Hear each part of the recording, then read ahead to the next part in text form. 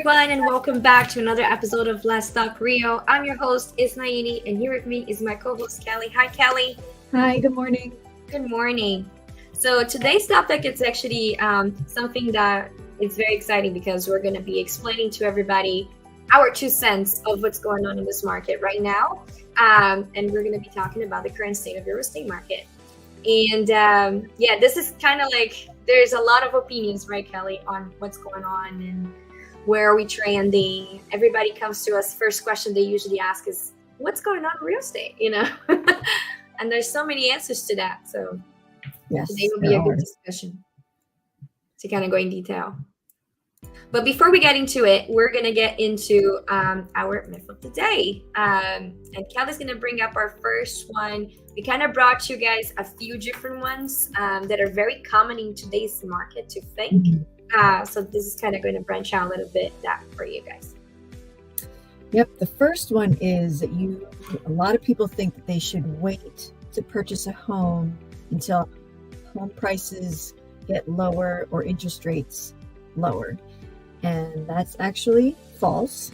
If you wait, it could cost you more, because the market that we're in right now, we are seeing a little bit of home prices kind of flatten out a little bit, but home prices will always rise, whether it's a quick rise or it's a steady rise, but your home should always increase in value. And a home increasing in value has a lot of things that go into play with it, whether it's the area that the home is in, what you do to your home. You could make your home better, make it bigger, make it nicer. You always make your home. But home values will always increase, no matter how you look at it. Because inflation is a constant in our society. So there's always going to be a natural increase. So people with that kind of myth, people usually have the understanding that it's like, oh, when is a good time to buy? And that's why we always say the right time to buy is when you are ready to buy and when you need to buy. Because if you're just ready to buy and you're waiting, then you're definitely going to cost you more in the long run, unless you have to wait for a certain specific reason. But if you don't and you're ready now, the best time to buy is now. That's really my response to everybody. And with interest rates, interest rates right now, they have plateaued. Our hope is that they have been going down very, very slightly. But you can't wait for interest rates to get low in order to buy a house. The time is now. Make sure that you can be pre-approved with the interest rates where they're at right now, because right now is a normal market. Right now, where interest rates are between 6 and 7, that is where a normal market should be. And yes, will we have a refi boom? Someday we will. When that will be, we have no idea. Exactly. We don't know. It's like waiting on stocks. You can't really wait to buy, your stocks is a little different, but anyway, you don't know when they're going to go up and down. So waiting is not necessarily the answer. If the numbers work for you as of today, that's when you should make the move. And if for some reason the interest rates are lower, then Kelly can help you with the refinancing and lower your monthly payments at that point. But don't wait for that to happen, because we never know. Correct. Or if you do a pre-approval today, but because you didn't find a home yet, what if like a couple of months rates go down? Then maybe you could be pre-approved for a little more. We don't know. Yeah, exactly. But now is the time to get your pre-approval. And to get pre-approved at a higher interest rate is better than getting pre-approved at a lower interest rate, because you don't want sticker shock. You don't want to be expecting or hoping for something and then realize that you don't necessarily can get that anymore because the interest rates went up from when you were pre-approved originally, right? So correct. That's what I got for the first myth. So I'll have you take on the next myth. So another myth, and this is more on the seller side, is that because of the way the core market is, the sellers think they can set the price at whatever they want. And that's not true. We still go by the standard of market and what the market is telling us. Now, of course, there has been a trend for the last couple of years now since COVID of an upwards, price of homes. And that's mainly because of how competitive the market has been. But that doesn't mean a seller can just ask whatever they want for their property. It has to be within market standards. It has to be reasonable. When I am talking to a seller in regards of pricing and what price we're going to be putting it in the market, we do a competitive market analysis to see what properties have been selling for, and what they actually have been appraising for. So we have a more realistic price point, and then we can play around with it. Let's say if the seller has a very stronger need of being out of the property quickly, then we're going to probably go at market value or just below market value to kind of drive that sale quicker. But if they are, I'm not in a hurry, I'm okay playing with the market a little, then we can put it in the market a little bit above market value. But it's never going to be more than like 5% or 10% of that market value. It's always usually within that trend, depending on the marketing strategy the seller wants to follow, but always within the market standards. And the market values are very subjective too. Even within appraisers among themselves, there's discussion of value. A property could be seen as 200, another appraiser can come in and think it's 215. So it's very subjective. That's why there's always a 10% giveaway on price. And that's the strategy we kind of use for pricing. But no, it's a myth. You cannot just place your house for sale for whatever price. I mean, technically you can. You're just going to sit. You're going to realize real quick that you are overpriced for the condition and location of your property. So that's for that myth. You want to implement anything into that? I would say no. I think you kind of hit it right on the mark. You can't really. You can do whatever you want, right? That's not how it works. Make up a price for your house. There has to be research on it, and that's why it's always good to have a realtor to work with, because you do the analysis for it. You can't just be like, well, I want to sell my house for $200,000, but it's not worth $200,000. But no, I don't trust Zillow. Zillow's estimate is very off. Sometimes they hit it right. Sometimes. The majority of the times they're a little bit too far off. And that's why it's a computer, right? They're great. They do their whole system. But there's a lot of information, faulty information online that Zillow pulls up incorrectly. And then they're taking that into consideration, and they don't know condition. Computer cannot judge condition. They will judge just the strict numbers and data, right? So 3-bedroom, 2 full bath, that's the square footage, that's the location. Boom, they get you the estimate. But that doesn't mean that your property is going to be, despite being the same, bedrooms, bathrooms, doesn't mean it's going to be the same value of a property that was just built with the same features, right? Correct. So it's different. And then Zillow doesn't understand that. That's why having a realtor is so important. And, we do evaluations for people all the time. It doesn't cost the sellers anything. It's just good to know what their house value is. And, if you guys have questions about your house value, I'd be happy to assist. And when the time comes and the time is right to sell, I'll be able to help you at that point. But understanding the real value of your home is very important, especially from experienced agents that understand how to properly value your property. Yeah. Yeah. So I'll go ahead and chime in on the next one too, which is the buyer side myth. That they think, okay, if I'm waiving my home inspection altogether, not doing a home inspection when I'm buying a home, my offer is going to stand out. This one is a tricky one. And I say this because, yes, a lot of people are waiving home inspections, and that is a way to stand out among other offers. But it's also a risk. So no agent would ever recommend that without telling you the risks involved with that decision. But there are ways to go about it to minimize the risk on the buying side, because it can be really detrimental not having an inspection done on the property when you're buying a home, because you don't know what you're getting. What if something really expensive could come along after you moved in and purchased, now you're stuck with that. So one thing that you can do when you're doing the waiving of the contingency of a home inspection is tell the seller, hey, I will buy the home. It's not going to be contingent on that inspection, but I would like to have a home inspection done still. If you do that way, you will stand to lose your deposit, but at least you have that option to know what's going on with the property, and losing a 1% of the purchase price might be better than, getting into a home with a huge issue.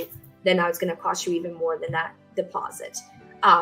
Another way to maybe not even lose the deposit and keep your deposit safe is to say, look, we're going to do an inspection. It's going to be contingent on inspection, but we're going to set a set amount. So we're not going to ask for any repairs that are lower than X amount. So that way you're telling the seller, I'm not going to nitpick on the property unless it's something really big.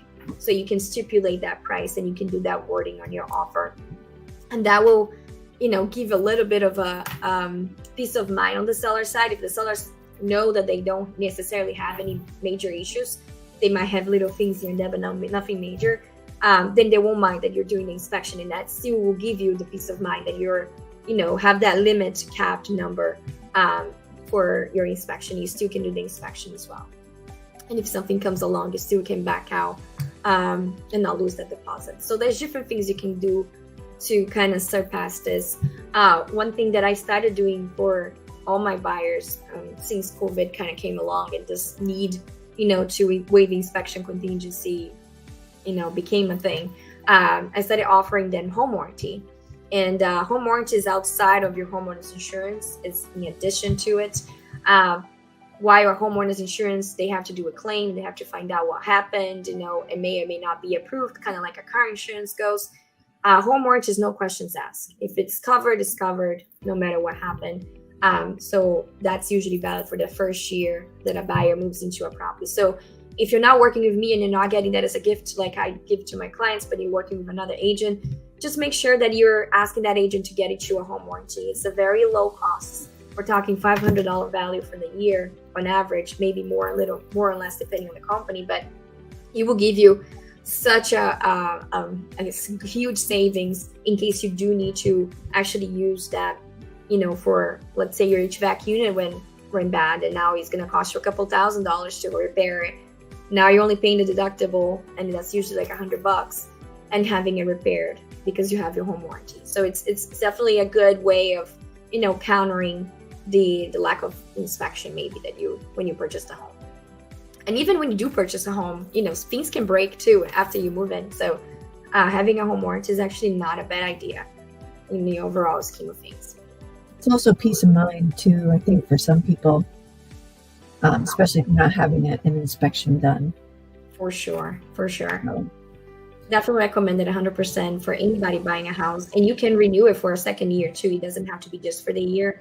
But on average, people get it for the first year, just because usually things break when you move in, right? As soon as you move in, that's when things there.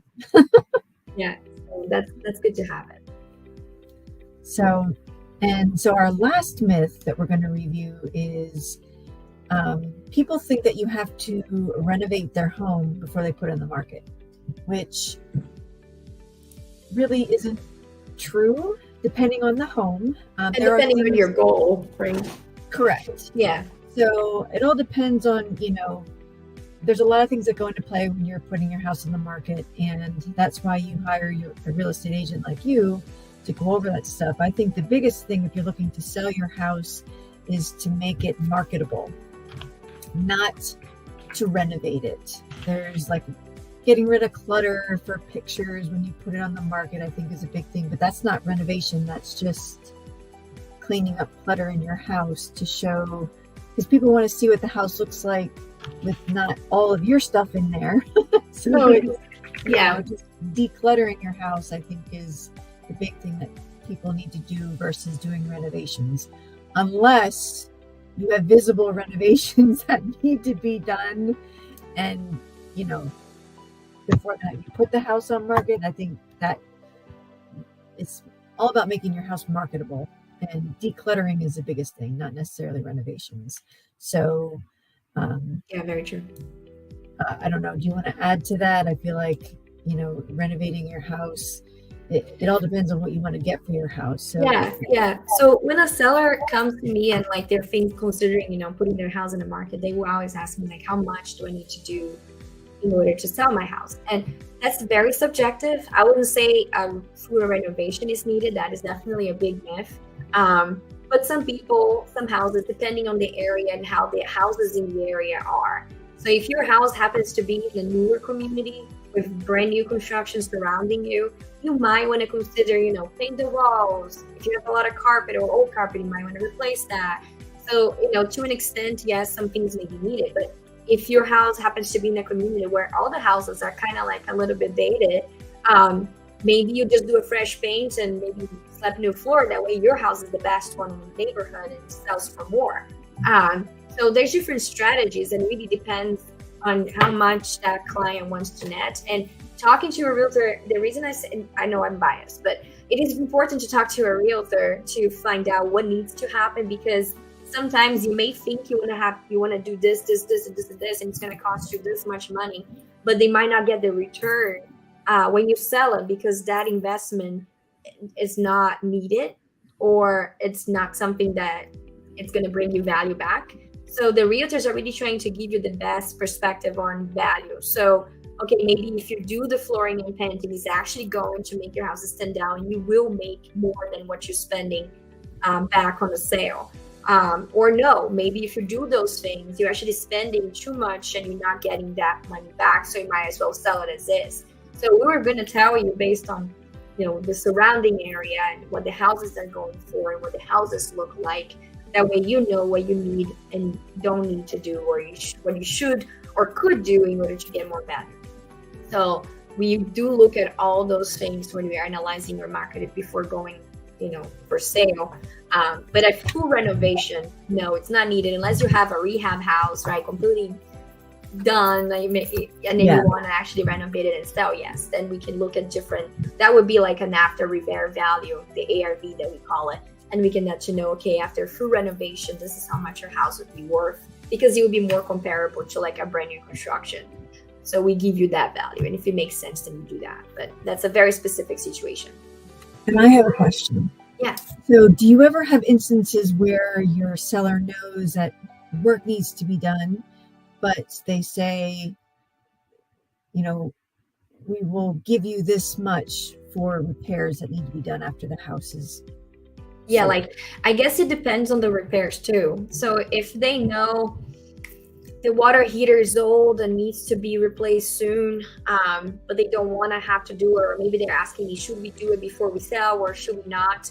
I would say if there's something like water heater is going to come back on an inspection, and I know that house most likely will have inspections from buyers, then maybe we just go ahead and replace the water heater to minimize any issues that we're going to have during the sale. If a property is going to be on the market, and chances are it's an area that we know it's going to be a lot of first-time home buyers, and that house is in need of like carbon monoxide detectors, handrails, it has peeling paint on the windows, and we want to make sure we can go for those first-time home buyers, then I'm going to tell them, look, this things ideally should be done prior, because then we're going to have to do it anyway, and you're just going to delay having to do it. So just do it now. So there's little things like that not just cosmetic, but like things that needs to happen in the house, that if a client comes to me knowing that is in need of, or that is broken, so it depends on what that is. If it becomes something that's going to be detrimental for the deal to go through, then yes, I'll let them know and say, look, you probably should do this ahead of time, and just take the cost in, because we're going to recoup it on the sale anyway. So it really depends. It's a very subjective question, because there's so many things that they could have. Oh, do I need to replace my roof? That's a big one. Like, oh, my roof is 25 years old, and it's a 30-year shingle towards the end of its life. Should I replace the roof before I sell? If there's no leaks, I would say no. I would say no, you don't have to. The buyer coming in will know that information, because we're just going to disclose it. There's no current issues, so there's no need to change it. But at least the buyer will know, the agent know that they have to budget for that, and you sell the house that way. So depending on what it is, right? Depending on the situation. Okay. Yeah. Good Well, question though. I think that covers Covers the myths of myths. zone. Yeah. The ones that we see the most, especially in today's market. Yes. I think that's kind of the most common ones. Now I'll go through it pretty quickly, or try to do it pretty quickly with a market update, just so you guys know the numbers for our counties here in the area. So we'll start with Dauphin County. In May, which I don't have June's numbers yet because we're not done with June, but in May, the average sale price was $271,914, and that was actually an increase from April at 244. We had a total of 345 houses listed in May, and from those, 296 actually went pending. So, well, or more than half of the properties and went pending. Oh, sorry, 345 and 313 went pending in comparison to last year, where we had 296, which is much less, and then 276 went pending. Months inventory, we have about a month, 1.1. So we have just about 1 month's worth of inventory in the market. So pretty competitive still. What comes active basically goes pending for the most part. The days on market is right now 22, which is a decrease from last month, from April, which was 35. And that is because of the summer market. We expect that usually with buyers coming into summer to purchase. So now going into Cumberland, average sale price for Cumberland County is actually $338,239 for May, which is an increase in comparison to April at $332. We had 323 new listings in the market in May. Huge increase from April at 284. And then from those 323, 276 went pending in the same month. So showing us that actually Cumberland County has more months of inventory. We have almost 1.5 months of inventory now available. They're starting to sit a little more, and it shows on days on market. We have an average days on market in May of 28 days, which is just about the same as April at 32 days. And I'm curious to see what June's going to look like. I think it's going to be pretty flat from what I'm seeing, but we'll bring it back to you guys next month with when June's numbers come out. Lancaster County, average price is $341, and also an increase from last month previous month at $326. In May, they had 542 new listings, and from which 478 went pending. So it gives us about 1.1 months of inventory as well. Days on market in Lancaster is actually much shorter at 14 days on market, and that is also lower than April at 21 days on market. So again, showing that the summer market is picking up.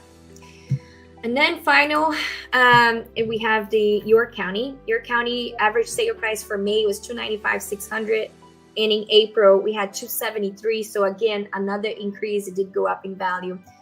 We had 641 properties listed in May. From those, 561 went pending, giving us a 1.2 months of inventory. And the average days on market for York County in May was 20 days, which was also a decrease from April at 25. So all of this shows us that average sale price went up from April to May, and the days on market went down from April to May, which, yes, summer's here. We know summer season has a lot of buyers always, and that's really what this is telling us. Days on market overall has actually been much longer than what we saw last year. I mean, overall last year we're seeing no more than 5, 6, 7 days. We're in the single digits. We're finally back to the 2 digits. We're not quite in 30s yet, but we are, in the 20s for the most counties, teens for Lancaster County. So it's still fairly quick, but we're looking more at 3 weeks, on market when a property gets listed. And that's average, because as we're going to be talking about for, today's real estate market, we're very spotty. It's very regional right now. It's kind of hard to say, yes, we have a very, very strong seller's market everywhere, because it's not true.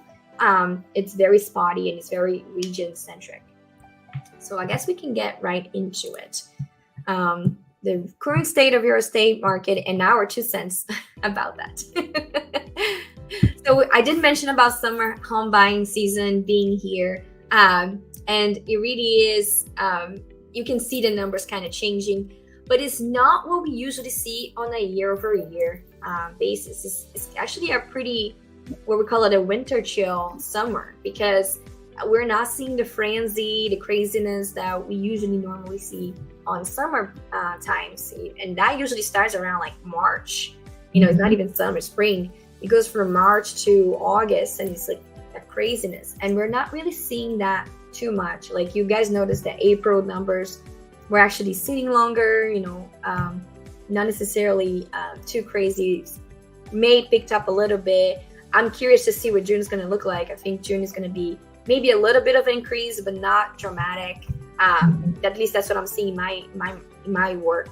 And that's kind of like what we're seeing. The new home sales, I have some numbers here for you guys. So new home sales saw a bump in April, and recording about 4.1 increase from the previous month of March. And we are now seeing that 4.1 became a 5.5 to the May's month. So not necessarily too huge of an increase. And then in regards of the interest rates, and Kelly can give us even more insight on this one, it looks like they remain, for this year, they remain pretty elevated.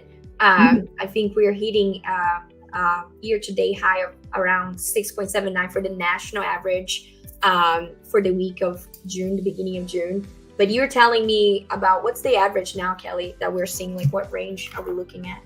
The range is anywhere between 6 to 6.625, give or take. Everybody, when somebody asks me to keep them an interest rate, you just can't. It's not a thing. You always have to give a range because everybody's situation is different. Yeah. There's a different interest rate on somebody who has a credit score of 800 versus somebody who has a credit score of 700. Oh yeah. There's a difference in interest rate based on the loan amount. There's going to be a different interest rate on $250,000 loan amount versus $150,000 loan amount. So yeah. Everybody's story is different, so everybody's interest rate is different. But a good range is anywhere between 6 to 6.625 right now. Gotcha. And that's give or take. There are some fees that go into that with the interest rates, but I'm not going to go into what that cost is because, again, yeah, everybody's going to be different, right? It's like giving someone a prescription. It's not going to be the same for everyone because their financial profile is different in many different ways. Everybody has different job situations and that all goes into giving them the interest rates. Not just about the credit score like a lot of people think, right? There's a lot that goes into it. So it's kind of hard to say, oh yeah, your interest rate as of today will be X, and that's not something we can do. But we can tell you that that's the range right now, 6.6 to 6.625, right? You said? Yeah. So that's like right now, and that again, that can change tomorrow, that can change next week and the next month. And it's going to continue to change because it fluctuates as the market fluctuates. You were saying something about maybe hopeful good news on the end of this year. So in all of the market updates we've received, we've been told that the interest rates were supposed to start trending downward. So we did see a little bit of that. So I used to quote people, your interest rate could be anywhere between 6 to 7%, give or take. Now it's 6 to 6.625. So that is a lower range. So they keep saying that, yes, we are going to see them. They're never going to be down as low as 2 and 3% again. I don't think we'll see that again in our lifetimes. Oh, no. I don't know. But I hope nothing dramatic happens like in COVID for us to even see that. So I don't think either that's going to be the case. Correct. When they went down, the market needed to make money. So the interest rates went down. Well, housing went crazy. So again, unless something drastic happens, I don't know that we will see that. What we will see is if rates do go down, they'll probably go down to between 5 and 6. Yeah, which is where they used to be in 2019, 18 from what I remember. That's what it used to be, the rates. I mean, some people probably maybe even got the fours, high fours, but that was actually the norm rate from before COVID. Mhm. And that's still a great interest rate. It is, So, yeah. So we're hoping that we see them to start to trend downward. But again, market people, they say, are like weather people. They will tell us what they think, and we will always listen to them. Yes, exactly. That's all we can do, right? And until Yeah. they're wrong, and then we're like, they were wrong. Our hope is that we do see the interest rates start to trend down. We're seeing it a little bit, but not to the extent where we're going to have some kind of refi boom. Yeah. Not anytime soon. So. And I have a lot of people asking me about the home values too. They're like, is the home values going to go down?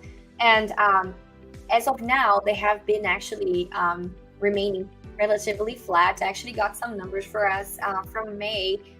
They only rose 0.2%. So sales prices are not increasing dramatically, which is actually good news for home shoppers, but they're also not going down. And they're not foreseeing that going down, according to the National Association of Realtors. They are not foreseeing any drops in price. The sales price actually have been edging like lower year over year when you compare month to month. For the last 4 months, they have been lower than last year's. So, but on the lower end, and we're not seeing like any increases or decreases. We're just seeing that flattening out for this whole year, basically so far, which again is really good news. But they're not expecting the decline to happen. Now, when I say that, a lot of people say like, "Oh, I'm seeing some house adjustments, prices going down." But what some people need to understand is that when a property goes for sale, it is the agent and the seller agreeing on the sale price, right?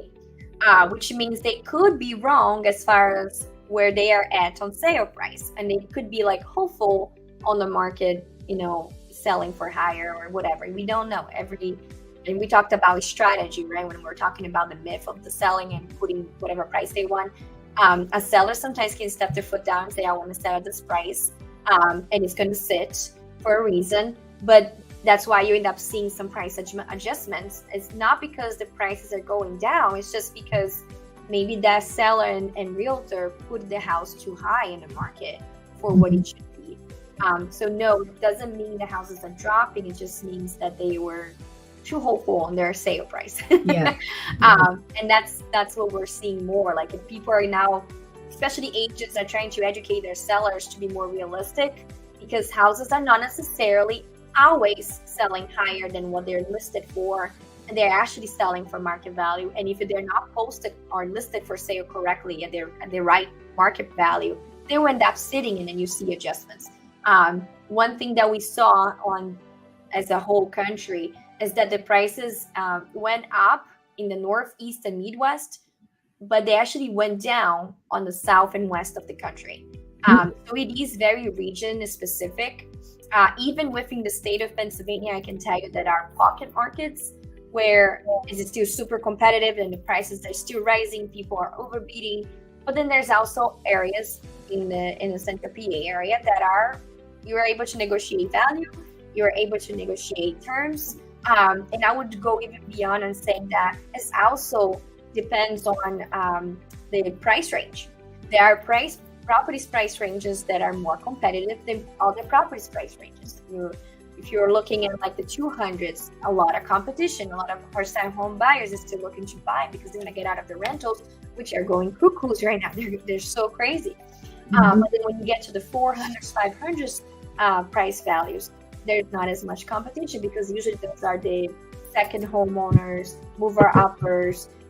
So there's not as many buyers in the market because again, they might not be wanting to sell because they have great interest rates. So different competition in different price ranges, but also region is specific as far as how competitive they can be. What do you think? Would you have something to add to that too? Not really. I think I think that with people getting more, there are many instances where people are getting more for their house than what it's actually worth. I think that has a lot to do with why some people think that they can just list their house at whatever they price want. Yeah. they want, and then sometimes, like you said, they list it too high, and then you'll gradually see it come down. But I think that's where the market is a little skewed with home values, because we have so many cash offers of people going in 50, 75 to $100,000 over what the house is actually worth. Exactly. So that kind of, in some cases, maybe the house is worth that much more, but I think in other cases it's not.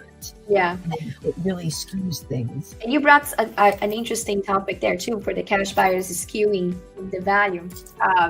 And that happens because, let's say a house in the same street sold a cash for, I don't know, 380. And that was higher than it was listed for. But then a seller now talking to me wants to sell in that same street. And they're like, well, that house sold for 380, but they don't know that house sold for cash.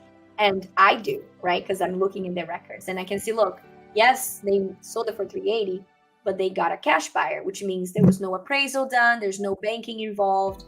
And every time you get a buyer for your property and they're using a bank to finance, which a majority of people are, that's the biggest percentage, that bank is going to do an appraisal. And that buyer can only buy for what the house appraises for, unless they're specifically willing to cover the appraisal gap that could exist there.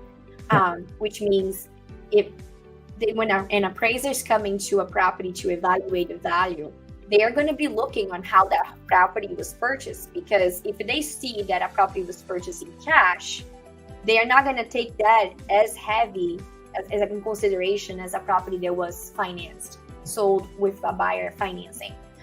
They will take into consideration the willingness of that buyer to pay that amount, because that is actually part of the appraisal process, is what the people are willing to pay for a property is also taken into consideration to an extent, right? Because there's only one cash buyer, but everybody else is financing. Everybody else financing came back at 350, and that one cash buyer is 380. Guess what? It's not going to be 380, and it's not going to be more than 350, right? So that's considerations that the appraiser takes into account that maybe Zillow won't know, because Zillow will look at 380 and tell you, oh, your house value is 380 now because the house sold for 380. And that's, again, the estimates are incorrect for many different reasons. And that's a good point that you brought in, is the cash does skew the market. And it is taken into account when an appraiser is coming to the property as well. So just keep that in mind. Oh, and we mentioned about the interest rates, right? So I feel like it would be important for you maybe to even give us some insights on the buying power and how the interest rates and house values impact the buyer's housing power, buying power. Because the higher the interest rate, right, the lower they can afford. And now with the potential of these interest rates lowering even by like 0.5%, it can be that a huge thing for any buyer out there. They could potentially buy for $50,000 more. It definitely could. I don't know what the numbers are offhand, because they're different for each loan amount versus, interest rate. But, everybody just thinks that the interest rates are so high. They're so high, but they're really not. They think they're so high because it was such a sticker shock, because they went up. They more than doubled in less than a year. Yeah. So that sticker shock for people was it really, and there are people that you can't, it doesn't matter what you tell them, they think interest rates are astronomically high. Little do they know that many, many years ago, they were 16 to 18%. Oh my gosh, yes. And that was just even early 2000s, we were looking at the teens, low teens for interest rates. It was. That's not that long ago. No, I got into the business in 2003. So, but 2002 was when they really started to dip down. Yeah. And I kind of got into it after they started to dip, but I got into it at a good time because they were still low. Gotcha. They were at that. But yes, when it comes to your interest rate, it it does make sense to get a pre-approval now, because if the rates do dip down, which, we hope they do, we can only hope, you could be pre-approved for more at a lower interest rate. It definitely makes a difference. Yeah, and there's a myth that I know that I run into with buyers. They think, oh, I'm getting a pre-approval, so I am going to be stuck with that rate. No. So your rate does not get locked until you are officially under contract and you start your mortgage application for that specific property you got your offer accepted. So a pre-approval is just an estimation. It's based on your numbers, right, Kelly? You can even give me more insight. I'll let you talk about this one. Yep. So your pre-approval is, it's a pre-approval. We do, I do get all your documentation, all your income stuff. I get your assets to see what money you have in the bank to put towards a transaction. Yeah. So that is an official pre-approval. So we use our automated underwriting systems just like our underwriters use, and we have an income calculator that we use that the underwriters use. So it is official that this is what you can give it to your realtor to go look at homes. But an official approval, which we can do that as well, we have the underwriter actually take a look at it and they analyze it. It usually gets analyzed a little deeper than what we do, but as far as the pre-approval is concerned, it's pretty accurate. And it's, if you want to know what you get pre-approved at, it does make sense to reach out to me or a lender of your choice to see where you're at with purchasing a home. So. Yeah. Just know that your interest rate is not locked at your approval. Correct.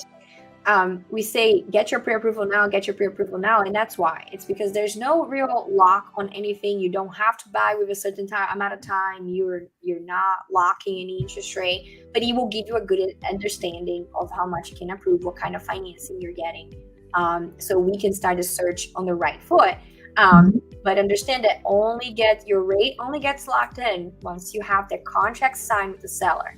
And then Kelly will look at, the best day to lock your rate, because, depending on the first week, how the rates are kind of looking in the market, she might lock you in a specific day because it's lower for that week.